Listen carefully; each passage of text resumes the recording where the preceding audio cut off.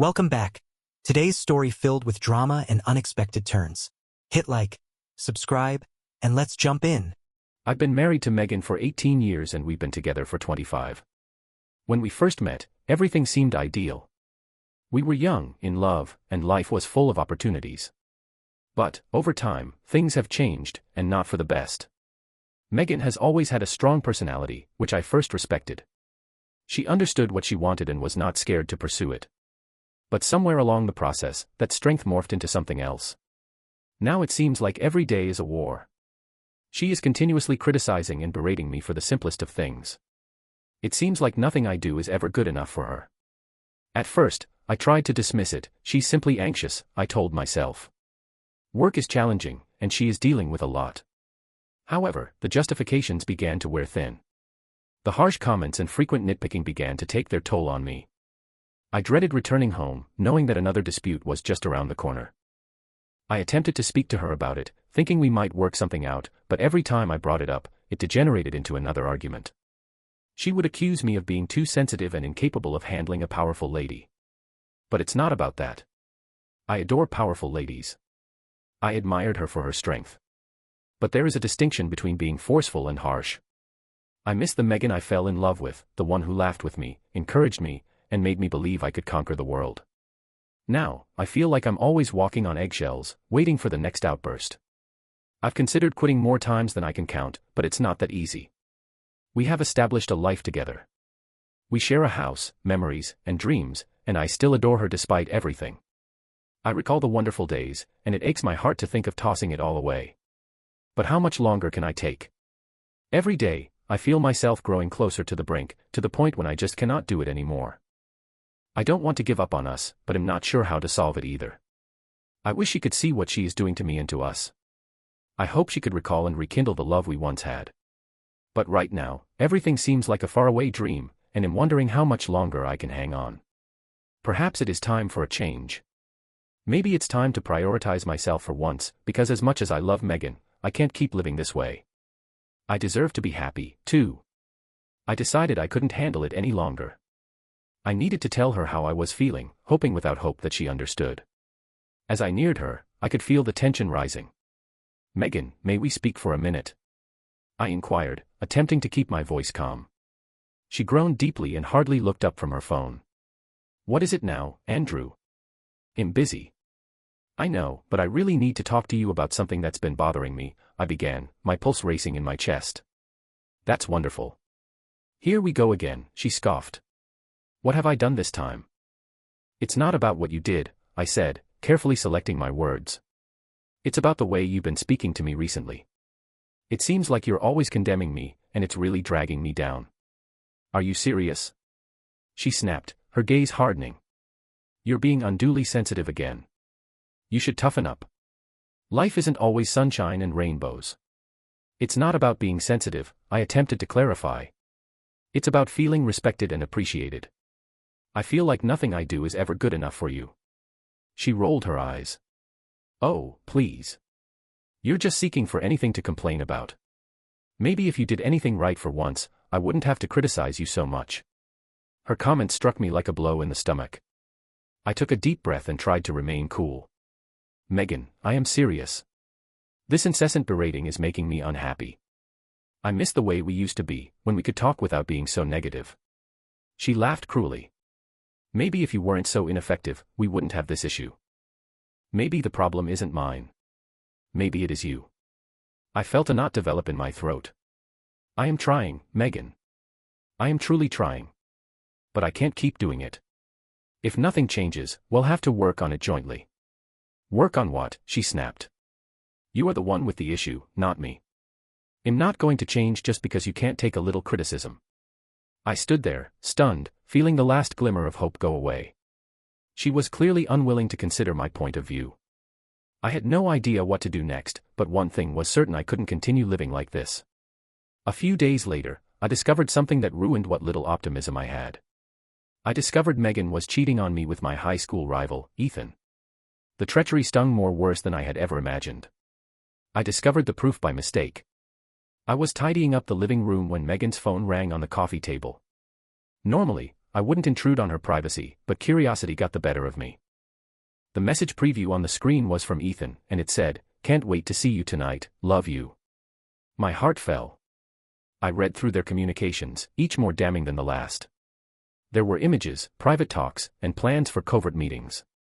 The revelation struck me like a ton of bricks. Megan had betrayed me, with Ethan, of all people. I felt a combination of wrath and sadness. How could she have done this to me? How could she violate our marriage and everything we had created together? And with Ethan, the kid who had harassed me in high school. It seemed like a horrible prank. That night, I addressed her. She didn't even try to refute it. She just stared at me with a cold, disinterested gaze and replied, "Well, now you know." Anger bubbled over. "Megan, how long has this been going on? How long have you been creeping behind my back?" She shrugged, completely unconcerned about my agony. "Several months, perhaps longer." "Does it really matter?" "Of course, it matters." I yelled, tears welling up in my eyes. "You have deceived me. You ruined our marriage." She rolled her eyes. "Oh, Andrew, stop being so theatrical. You were never enough for me. Ethan makes me feel alive." Her comments wounded, but they also gave me an odd feeling of clarity. This was it. This was the last straw. There was no salvaging our marriage. Megan had made her decision, and now I had to make mine. "I'm done," I murmured softly, my voice quivering. "I am done with this marriage. I am done with you." She just gazed at me, expressionless. "Fine. Whatever. Do what you need to do." The following morning, I hired a lawyer and began the divorce process. It ached, and the procedure would be lengthy and difficult, but I knew I was doing the right thing. I deserved better than this. I deserved happiness. As I packed my belongings and prepared to go, I had a peculiar sensation of relief. This marked the conclusion of one terrible chapter while simultaneously ushering in a new one. For the first time in a long time, I felt optimistic about the future. I had no idea what it would bring, but I was certain I had the strength to face it. The discovery of Megan's treachery with Ethan was the ultimate blow. I had little alternative but to initiate divorce procedures, but I was not going to let her walk away easy. Fortunately, we had a prenuptial agreement in place that protected my assets and prevented me from having to pay alimony. As the divorce process progressed, I battled tooth and nail to ensure that the prenup was followed. It wasn't just about the money. It was about sticking up for oneself. After years of emotional abuse and now adultery, my lawyer was diligent in gathering all of the information necessary to show Megan's infidelity. Megan was understandably upset when she discovered she would not be receiving any of my assets or alimony. She had anticipated to walk away with a large chunk of our fortune, but the prenuptial agreement and proof of her affair left her with nothing. One evening, while we were finalizing the arrangements, she faced me in court, her eyes filled with rage. "You really believe you have won, don't you?" she spit. I stared at her with a mixture of pity and resolution. "It's not about winning, Megan. It's all about fairness. You betrayed me, and now you must face the consequences." She scoffed, yet her eyes showed a glint of resignation.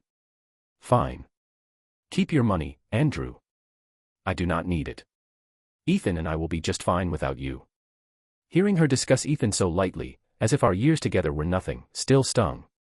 But I remained steadfast. "I hope you find what you're searching for, Megan."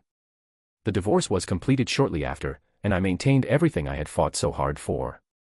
Megan, despite her initial outrage, was almost delighted to be free of me without the weight of court proceedings. She wasted little time in moving on, planning to marry Ethan. Throughout this, my daughter, Chloe, walked a tightrope between her parents. She did, however, express her feelings to her mother once the specifics of her romance with Ethan were revealed. As I saw her pack up her final belongings, I felt a weird feeling of closure. The lady I had loved for so long was vanished, replaced by someone I could hardly recognize. But that was fine. I was ready to move on, to rebuild my life without the continual negativity and betrayals. Megan's leaving was both a loss and a release. At times, I was overjoyed that Megan was leaving my life. If she hadn't cheated, I may have filed for divorce myself. I may have lost more than I do now. Good riddance. I must admit that there are situations when someone wants to take something from you but is unaware that you also want to get rid of that item. Well, Ethan just did it for me. If she becomes half the person she was during my marriage to her, Ethan will have a very difficult existence. For me, it was time to start again and pursue happiness on my own terms. Life went on, and I moved on. A few months later, they claim that the sense of smell is the strongest of the five senses. It might evoke recollections from your childhood. The aroma I smelt as I opened my mailbox was not from my youth, yet I knew it right away. It brought up memories and made my mood worse. The scent was Chanel No. 5, Megan's favorite during our marriage. I understood why I was smelling it. She must have invited me to her future wedding. What a joke. Like, I want to go witness her marry her partner. I was already aware that he was joining her in our marriage bed, which is why she is now my ex-wife. I sifted through the mail, pushing bills and junk mail to the side until I found it. Of course, it was an elegant envelope with my name and address handwritten in rich red ink, Megan's favorite color. She would describe it as the hue of passion. Passion. She was no more passionate than a stranger she met at a pub. Am I bitter? Hell, certainly I am. She cheated on me with my longtime adversary and seized my dog. Taking the dog was the most cruel of the two. I wouldn't have opened the invitation unless I wanted to know when the wedding was so I could conveniently be out of town. The date was established on March 12, 3 p.m. I'm sure I can find another place to be. I glanced at the name of the venue where the ceremony will be held.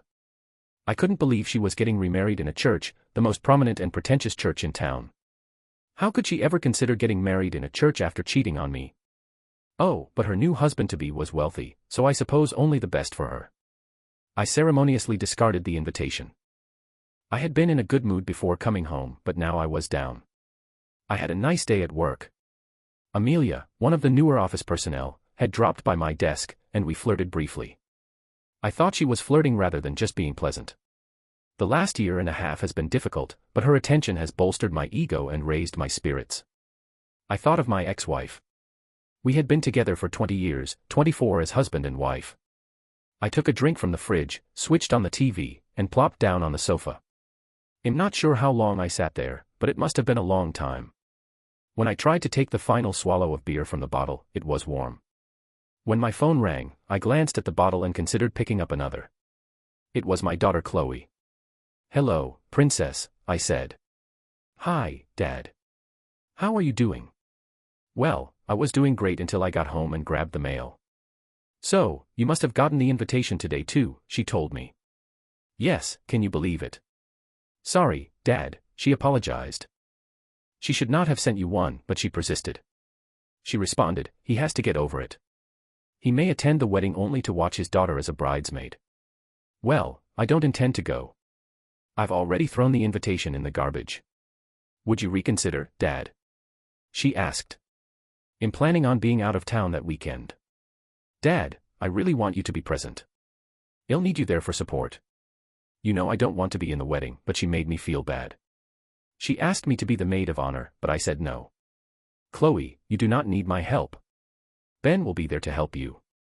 "Dad, what are you going to do next year when Ben and I marry? Are you also intending to skip that wedding?" "Certainly not, Princess. I'm so excited to take you down the aisle and give you away. So you'll have to attend the same church as them next year. Can't you be the better guy and attend this one?" "I don't think I'm the better man, honey," I told her. "Think about it, Dad. I truly want you to be with me." "I'll think about it," I assured her. "I'd have to think about it. I do not believe I can be a better guy and put this behind me. Megan and I were going to marry for life. I guess she wanted to upgrade rather than stick with the old model." As I sat there contemplating, I decided to attempt something that had previously worked well for me. When I was younger, I was told to write down my worries. Putting it on paper allows you to address each worry or issue individually rather than concentrating on the overall problem.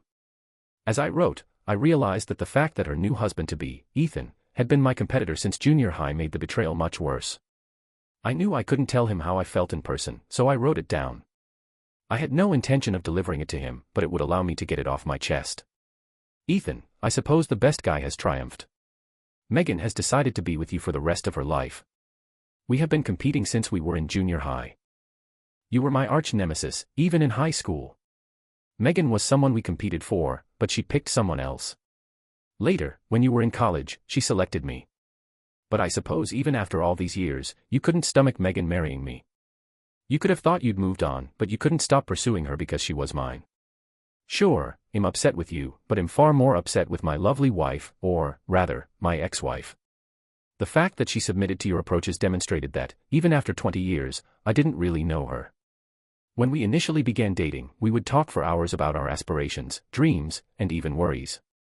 By the end of our marriage, we hadn't spoken much. Well, I didn't say much. She spoke on and on. I suppose I should have listened more. Perhaps I would have heard the sirens notifying me that she was going. I can't stop thinking about how much I used to adore Megan. Now, you'll be the one to discover what makes her, her.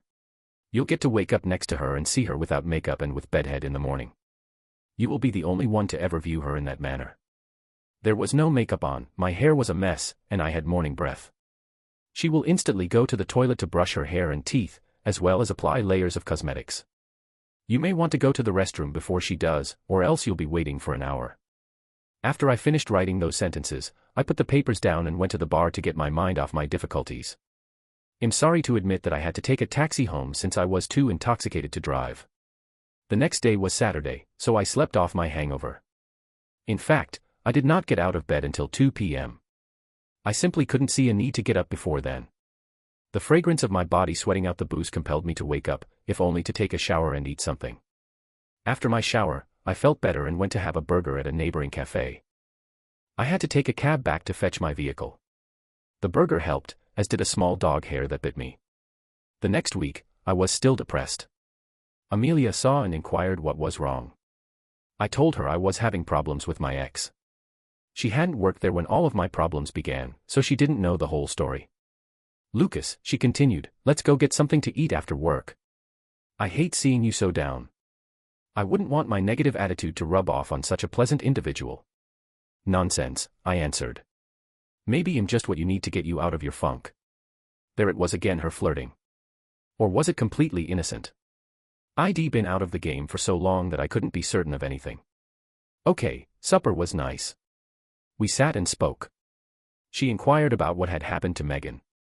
She could tell by the emotional responses I gave that I still had a lot of resentment for my ex and her partner.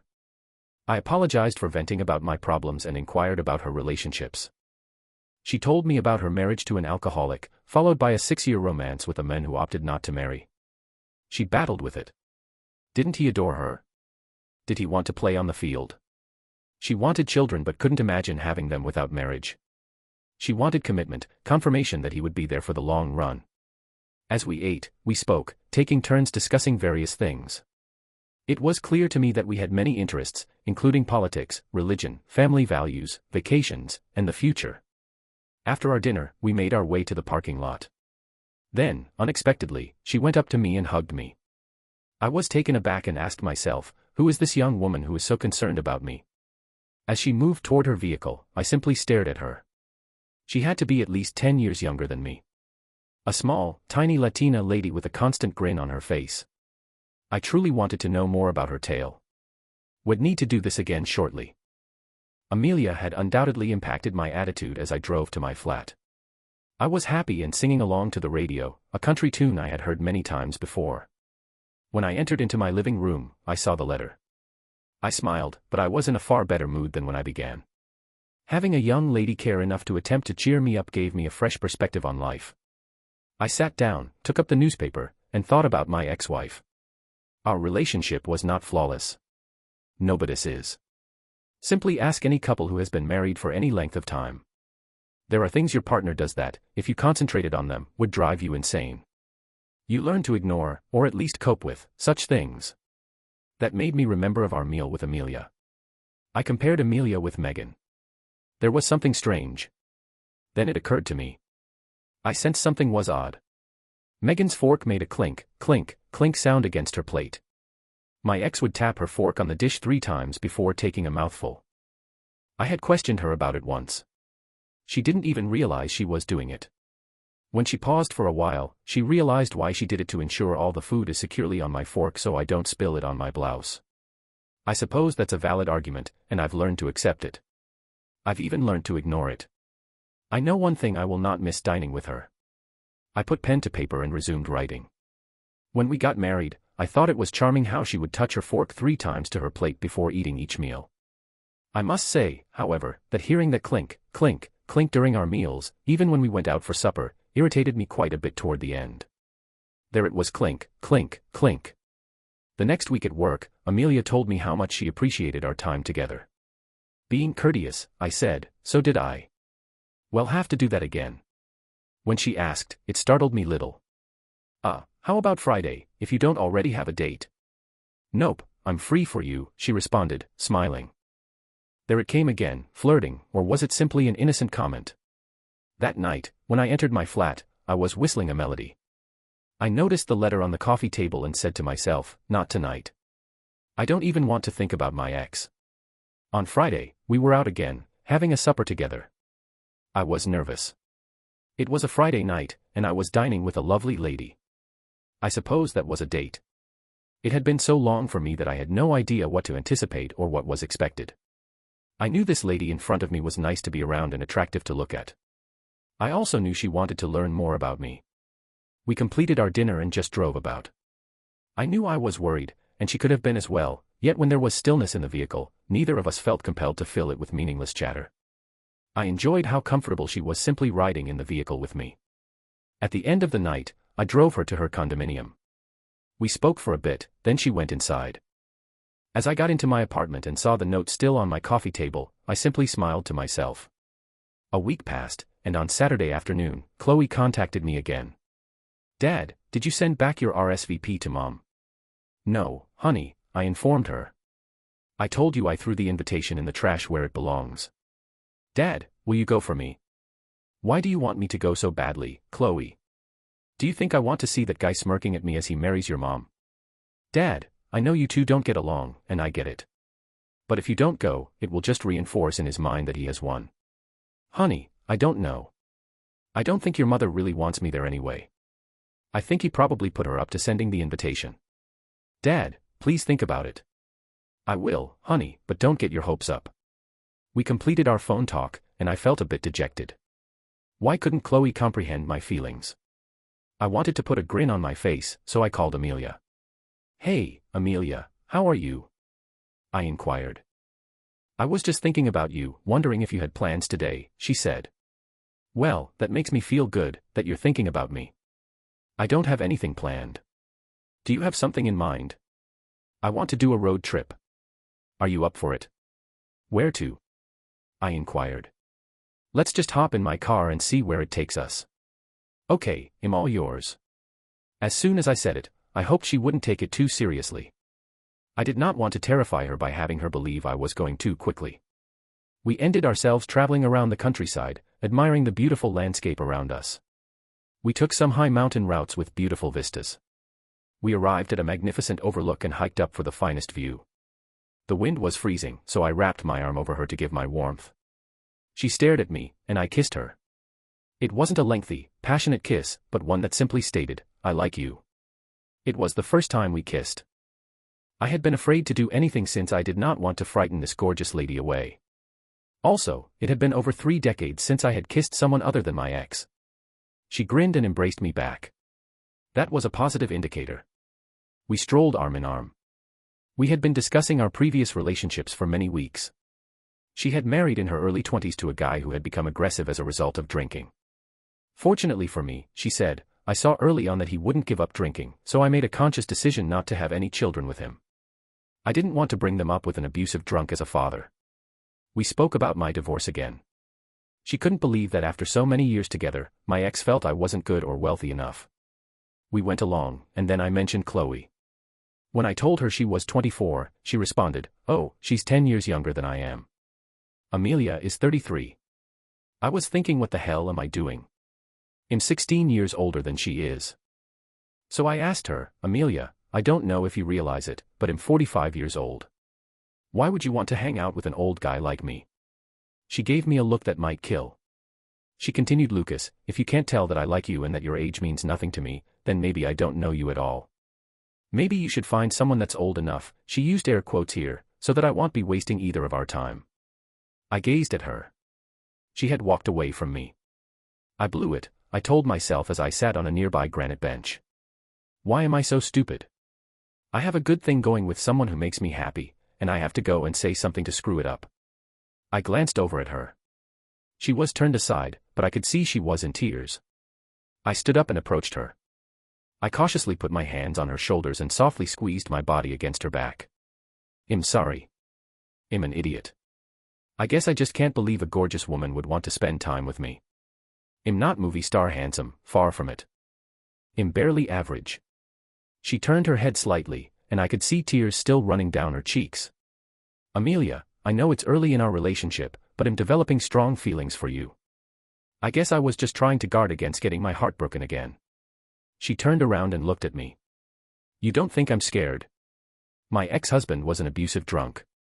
He wasn't like that before I married him. I was in a relationship with a guy who wouldn't commit. I think you're different, and I thought we were creating something special. I'm not into one-night stands. Having a relationship with someone I like and care for is what I've been looking for. I thought I found that guy, but if our ages, I gazed at her. Despite the fact that her makeup was smeared, she was the most gorgeous lady I'd ever seen. I took her softly and pulled her to my chest. Then, after a short embrace, I moved away slightly. That's when I kissed her again, this time passionately and completely. She quickly responded, and we stood there making out in the midst of the gorgeous overlook, the sun streaming down on us. We must have been there for quite some time, because when we eventually stopped kissing, I observed some storm clouds moving in. I glanced at Amelia and responded, those clouds look kind of ominous. We better head back. In fact, we'd better skip the scenic route back and hit the highway. She glanced at me and said, can I interest you in a home-cooked, authentic Mexican dinner when we get back? That sounds great, I answered. But only if you let me help. Well, I've never had a man in my kitchen before, but if you're willing, I'm willing to take the chance. I was relieved, and little surprised, that none of her 2 previous partnerships assisted her in the kitchen. Was this a cultural thing? I wondered. On the way back, I observed something more in Amelia that was different from Megan. It was something excellent, and it made me happy. I'd have to include this in my letter to the men she was marrying. Dinner was fantastic, and although I believe she felt a bit weird with me helping her, we were quickly prepared like a well-oiled machine. To say the dinner tasted fantastic is an understatement. Authentic was much superior than the so-called authentic meals available in grocery stores and restaurants. She informed me that the recipes and preparations had been passed down from grandmother to granddaughter for centuries. That astonished me. I couldn't think of anything my forefathers had handed down, except for my trousers, of course. We finished the night on the sofa with more kisses and hugs. It was wonderful to have a woman's body so near to mine. We didn't go any farther, however. I believe we were both still gun-shy, and I knew I didn't want to hurry anything. I wanted to develop our connection. When I came home that night, I opened the letter right away. When I began writing the letter, I wasn't sure whether I would send it. I simply wanted to get this off my chest. Now, I wasn't sure, but I was leaning toward mailing it. The letter was therapeutic, and I was able to release some anger, so I put it on the coffee table to jot down my thoughts whenever I had anything to say. Tonight I had something to say. Thinking back, Megan and I were young and in love when we first married. We had just begun our lives together, as well as our new jobs. As a result, money was limited, so our honeymoon consisted of a journey to the Emerald Peaks in Oregon rather than an exotic locale. We took turns driving for 6 hours. When you're freshly married, you don't let little inconveniences upset you. It was the first time I saw Megan dislike using cruise control. That wouldn't be an issue if she didn't vary her speed by 2 to 3 miles per hour every 20 to 30 seconds. I honestly felt a little nauseated when we stopped for lunch. I promised Megan that I would drive the rest of the way, so I decided to drive on lengthy trips from now on. I laid down the letter and began writing. Today with Amelia taught me that lengthy trips would not be an issue for me in the future. I needed to get something else down so I could get it off my chest. Megan and I got married, and everything began off well. I needed to tell the person she was marrying. Our honeymoon was fantastic, with no holds barred. Early in our marriage, we tried every position possible. Even wheelbarrow. For the last 10 years, it has just been about missions. My sex life was so awful that I hadn't experienced one of those wonderful endings in years. Maybe she's more adventurous with you. For your sake, I hope you get it more regularly than I did in recent years. Initially, I suspected that menopause was taking its toll.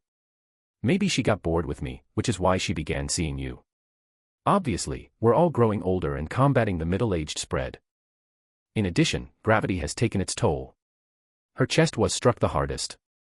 They now resemble two softballs laying on a table. Her tummy and chest were so near together that I couldn't tell them apart at times. As they say, she became quite grounded. Despite all of this, I wanted to remain with her for the long term.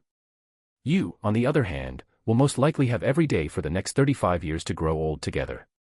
Yes, the best guy won. Please enjoy your reward. Sincerely, your nemesis, Lucas Donovan. ID completed the letter. I could write pages on the little irritations that ID learned to tolerate. However, I was finished looking back. I was ready to plan for my future with Amelia.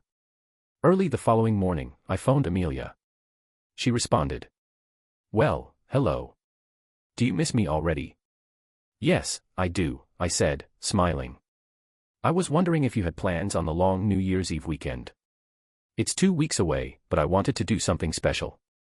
No, what do you have in mind? Well, I don't want to sound like I'm rushing our relationship, but would you like to go away for a few days? I thought we could go down to Coastal Haven. I hastily answered, we can get 2 hotel rooms. I don't want to make you uncomfortable. She answered in a manner that startled and showed that she cared. I won't feel uncomfortable, but I am concerned that you may not be ready. Your divorce still seems to be a little raw for you. Oh, I'm ready, I replied. I know I was depressed for a while there. As you know, I had just gotten the invitation to my ex's wedding ceremony. It brought up a lot of resentment that I was still harboring. You thankfully have turned that around. I thought after yesterday you might be ready to move forward, she told me. Yesterday was great.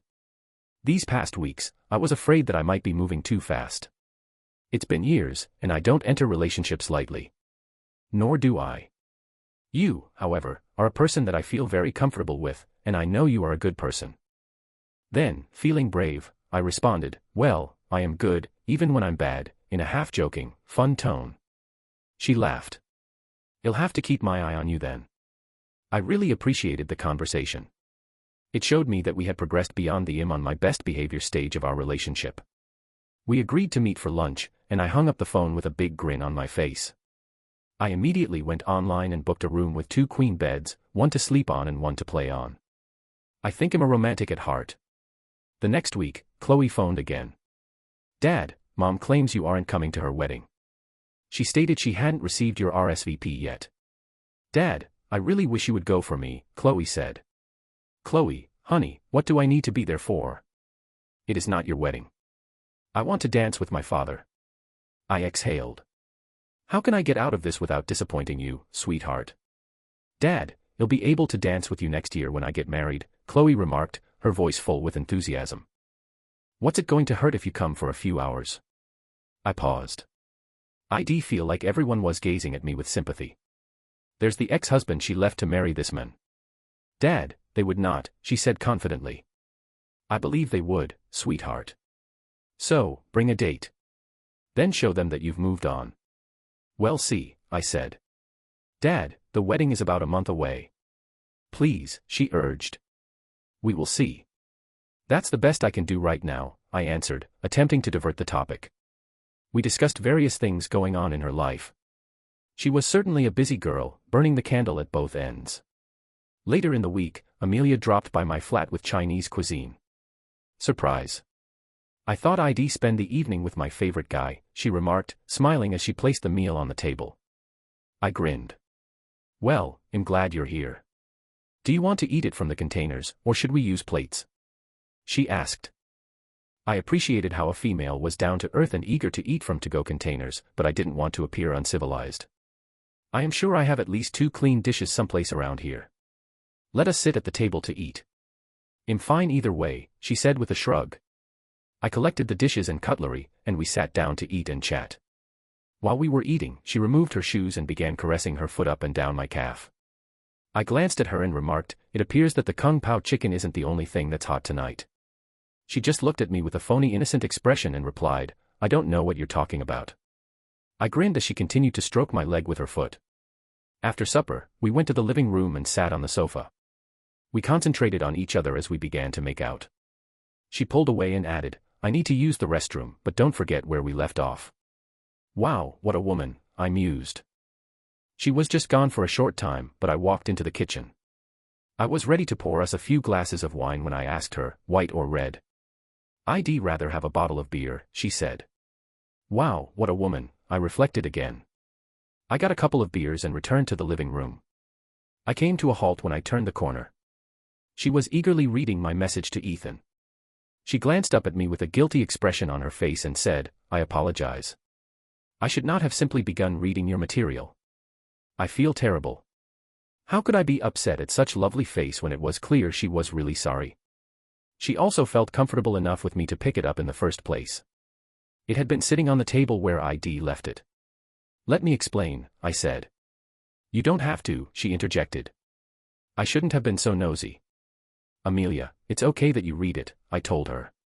I wrote it to get something off my chest. It's addressed to the man who is marrying my ex-wife. I began composing it as soon as I received the invitation. This costs less than treatment. I just add items to the letter as they come to me. I'm probably not going to mail it, but it makes me feel like I'm writing it to him. I can see that, she responded. It seems like you are working your way through the agony. What you wrote was interesting, though. I flushed as I remembered that my essay featured details of our sexual experiences. Yeah, I answered, I was just thinking about life with my ex. I think I was a touch nasty in the end. Nathan, it's how you feel, she said quietly. And if it gets you through it, what's the harm? Wow, what a woman, I thought. Amelia, you're just what the doctor ordered. I sat back down next to her, removed the letter from her hand, returned it on the coffee table, and kissed her passionately. I took my gaze away from her lips and glanced at her. What are you upset about? I removed your impediment. I grinned and said, now, where were we? We spent the rest of the evening on the sofa making love. We hung together or chatted on the phone most evenings leading up to our long weekend. We were learning so much about one another. On the Thursday before the holiday weekend, I received a call from Chloe. Dad, I am phoning to make another appeal. Will you attend the wedding? Despite the fact that she was my daughter, I was becoming more agitated. Chloe, is your mother putting you up to this? No, Dad, she answered, to be honest, I believe she would prefer you did not come. She doesn't want a scene, but Ethan insists. Why would she think I'd cause a scene? I said. Because he's been your rival since you were in school, she said. So, why do you want me to go so badly? Do you want me to create a scene? I asked. No, Dad, she said. I want you to show Mom and Ethan that you're the bigger man. I've already moved on, I responded. Let them have her and put up with her. Yeah, that sounds like you've moved on, all right, she said sarcastically. Believe me, honey, I have, I answered. Yes, there is still anger, and I wouldn't cry if he died tomorrow. But I have moved on. I'm sorry, Dad. I didn't intend to make you unhappy. I suppose I should let you leave before I say something that would harm your emotions. I apologize, Chloe. I will chat to you next week. Later that night, Amelia phoned me. She knew something wasn't right. It's nothing, I said. My daughter called and begged me to go to my ex's wedding. I'm not sure why she's pushing so hard for this. Can we talk about it over the weekend when you've calmed down? She asked. I'm sorry, I said. I'm not trying to take it out on you. It's okay, Nathan, she said. We'll work through this together. We spoke for a little more and agreed that I'd pick her up in the morning. I was taken aback the following morning when she emerged from her condominium. Amelia wore a yellow flower-patterned spaghetti strap sundress, which complemented her tiny frame and olive skin. I got hard just staring at her. She was carrying an overnight bag that could only hold a few tiny garments. I imagine she didn't think she required much clothing for the 3 days. She opened the door to my vehicle, placed her suitcase in the back, and sat in the front seat. I apologize, I said. I would have gotten out and opened your door for you, but I don't think I could stand up without embarrassing myself. She smiled and said, You say the sweetest things. Wow, what a woman. I drove to the beachfront hotel, chatting casually the whole time and staring at her seated there. I do not believe I ever lost my arousal. We checked in early at the hotel and walked up to our room. It had an amazing view. As we stood there, she looked at me and said, Nathan, we have a problem. I stared at her quizzically. She smiled, sending confusing messages. Then she said, I can't take you out in public with that obvious bulge in your trousers. Let me take care of it. To say she took care of the situation would be an understatement. We made love, and she was amazing. Wow, what a woman. Once we were finished, she exclaimed, "Problem solved. Now get up and go." We got ready, and I was stunned as I followed her out the door, down the elevator, and into my vehicle, beaming the whole way. Before starting the vehicle, I glanced over at her, leaned in, and passionately kissed her. This amazing lady treated me like a king, and I'd treat her like a queen. I was all in. I couldn't tell you what we ate since my eyes and thoughts were fixed on her. "Nathan," she whispered, disrupting my thoughts. I gazed in her eyes. "Yes." "Can I give a proposal that won't offend you?" she asked quietly. I paused for a while before saying, "I can't promise not to get upset, but I'll try." "Thank you, Nathan. You know how much I care about you." "Oh," I thought to myself. "What happens next?" "Nathan," she added, "I'd like to accompany you to your ex-wife's wedding. I'd want to meet your kid, show off my boyfriend to the other guests, and ultimately thank Megan for making you accessible for me." She smirked. To say I was surprised would be an understatement. I glanced at her and smiled broadly. "Oh, my God," I thought. "This would be wonderful. I can certainly hold my head high with this lady on my arm." "Does the grin on your face indicate a yes?" she asked. "You will make me the proudest man at the wedding," I told you. We might have to leave the reception early, though, to put the spotlight back onto the bride and groom. That night was amazing. We concluded our connection, which was both affectionate and brutal. It had been a while for both of us, so we were a little excited. I believe I performed well for a guy my age who has little experience with diverse ladies. When you've been with someone as long as I have, you develop a routine that works for both of you. When you start with another lady, it's a bit strange since they don't respond or anticipate things as your ex did. I'm sure Amelia had the same thoughts about what I was doing or how I was behaving. In my perspective, we performed well. We rapidly learned to read each other and established our rhythm. In the morning, I awoke next to this gorgeous lady, who was a vision. Of course, she had bedhead. After all, we had partied hard the night before, but she still looked amazing. I expected her to go directly to the restroom to begin her morning routine, but she didn't. She turned to me, ran her fingers through her hair, and then lay her head on my chest, hugging me in the process.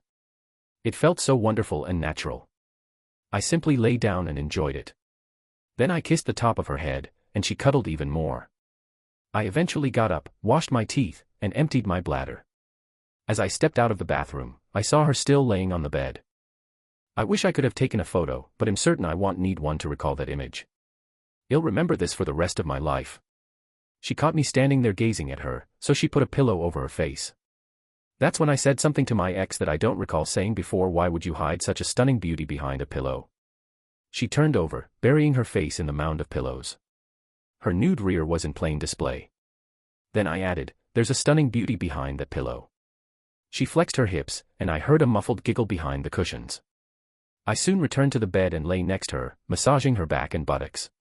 She lifted her head and gave me a passionate kiss. I had washed my teeth, but she had not yet. There was no bad morning breath. We lay there for a time, touching one another, not sexually, just sensually. We didn't get out of bed until after 10 a.m.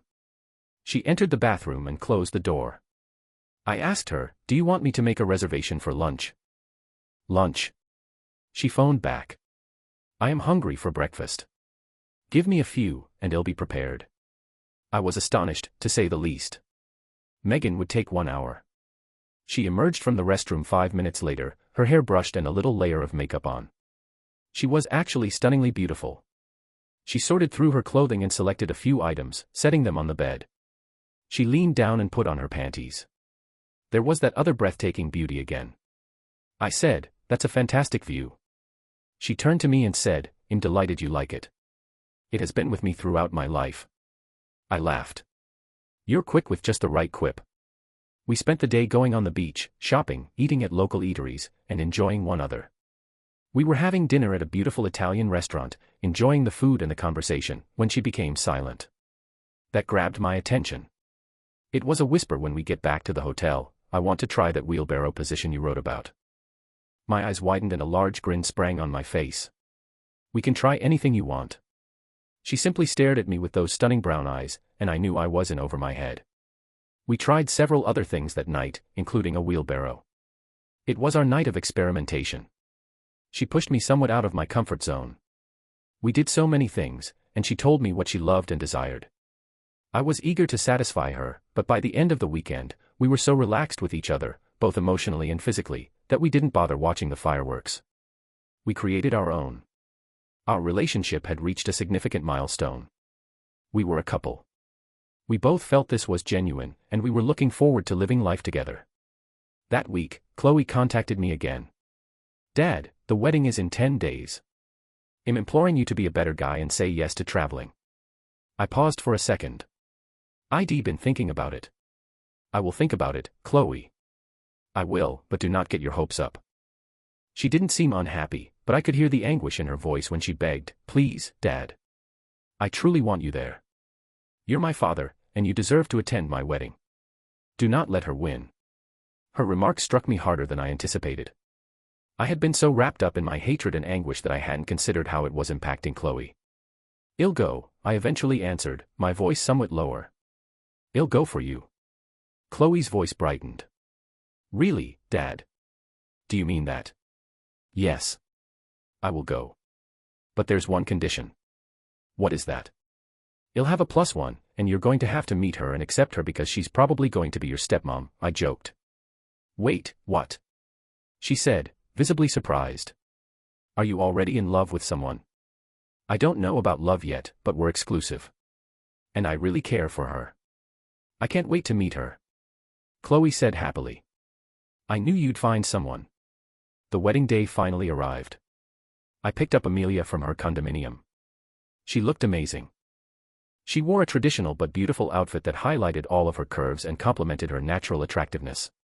With only a little makeup, her rich brown eyes stood out. It was difficult not to gaze at them. I drove us to church, and we chose to sit in the back. After all, I did not want to overshadow the bride on her special day. 3 days before, I had sent the letter to Ethan. Yeah, writing it down was therapeutic for me, and I probably shouldn't have sent it, but he was my enemy after all. We were seated in the pew when Ethan must have noticed I was present. I noticed him searching around for me, and as our gazes connected, he moved toward me. I am sure he wanted to gloat. As he approached, he almost fell when he saw Amelia beside me. Amelia was so impressive that he knew the best guy had won. Later, as he stood in front, preparing to take the jump, I observed the expression on his face. He was unsure, am I making a mistake? That emotion did not take long to emerge. Initially, I learned bits and pieces of their connection from common friends. Part of me wondered whether Megan would behave differently around Ethan, but another part of me knew she wouldn't shift that simply. A few months after their marriage, I began hearing reports about their incessant arguing. It seemed that the same problems that had plagued our relationship were now present in theirs, albeit worse. Megan was beating him up, both verbally and physically. Ron, who had formerly been so confident and collected, started to look tired and discouraged. Then one day, I received a call from Chloe. "Dad, have you heard about Mom and Ethan?" I sighed, anticipating more information about their marital issues. "What now?" "I needed to get Mom bailed out yesterday. She admitted Ethan to the hospital." I was astonished. "What happened?" "They were having one of their regular disagreements. A neighbor contacted the police, who came to find Ethan on the floor with Mom sitting on his chest, pouring fists. Ethan needed 15 stitches to repair the wound on his skull. As for the police, Mom smacked him on the head with a wine bottle before mounting him to beat him even more. "Is he filing charges?" I inquired, feeling rather disconnected from it all. "He hasn't, but he's filed a restraining order against her," responded Chloe. I was caught aback, a combination of astonishment and a strange sensation of déjà vu pouring over me. I couldn't keep it in and busted out laughing. At least I wasn't beaten up. "Will he still relish his win over me? Or will he divorce your mother?" I asked. "Yeah," Chloe said. "He's already filed for divorce." I suppose the day-to-day grind had taken its toll, and the rose was no longer blooming. He must have looked at 30 or more years of living with this lady and realized it wasn't what he expected. He didn't even last a year with her. The enthusiasm comes from the competition. Once you've got the trophy, it just sits there collecting dust. The next year, Chloe married, and I had the joy of accompanying her down the aisle as her proud father. Megan was present, of course, but not Ethan. They were still in the process of getting divorced. Megan spent a few days in prison, but Ethan offered to not prosecute her if she agreed to the divorce conditions. Megan was not benefiting financially from this marriage. I met Megan for lunch at Chloe's apartment. Amelia was running late and had not yet arrived. In the meanwhile, Megan approached me. She looked like hell. "Hello, Nathan. Can I speak with you for a second?" she began. Before I could reply nay, she said, "I made a mistake. Giving up a quarter-century of love and care for a fanciful ideal." Ethan continued finding fault with everything I did. Nothing was correct or satisfactory. He even demanded me get surgery to tighten up my breasts and remove the mole. He looked to be unhappy all the time. "Nathan, I apologize. Is there any way I can make things up to you? Could we start over?" When I stared at Megan, my ex, a wave of bitterness sprang in my chest. I suppose my letter had an influence on Ethan. Finally, someone uncovered flaws in the holier-than-thou persona you've developed. That is referred to as karma.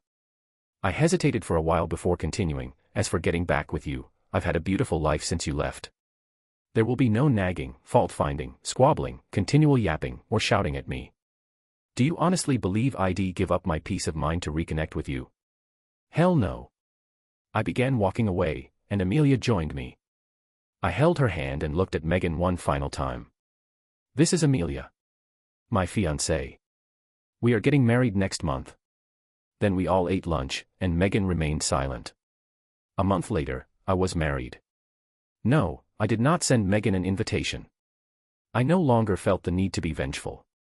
Did I feel bad for her? No. She'd made her bed, and now she had to lay in it. Just because I shoveled some dirt into her bed does not imply she didn't deserve it. And that is the conclusion of the narrative. Do you believe it is possible to move on from the past and achieve real happiness? Please share your ideas below. Do not forget to like, share, and subscribe.